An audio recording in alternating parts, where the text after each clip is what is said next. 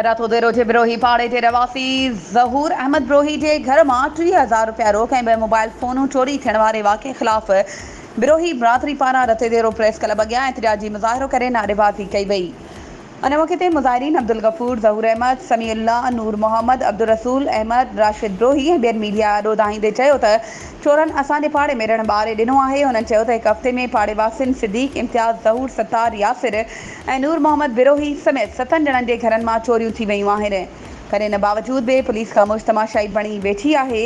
Police चोरनि ख़िलाफ़ का बि कार्रवाई करण लाइ तयारु नाहे। इहा राति ख़ाली नाहे जंहिं राति पाड़े में चोरी न थिए। चोरनि पाड़े वासियुनि जो जीअण जंजाल बणाए छॾियो आहे। असां मिसकीन माण्हू आहियूं।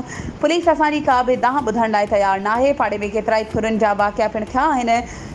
चोरियुनि ऐं फुरियुनि जे वाक़िअनि सबबि मोहल्ले वासी ख़ौफ़ में वकोड़ियल आहिनि। हुननि DIG, SSP लाड़काणो ऐं ॿियनि वसवारनि खे अपील कंदे चयो आहे त असांजो चोरी ऐं फुर थियल सामान वापसि कराए ॾिनो वञे, न त ॿी सूरत में असां SSP ऑफिस लाड़काणे अॻियां एहतिजाज करे धरणो हणंदासीं।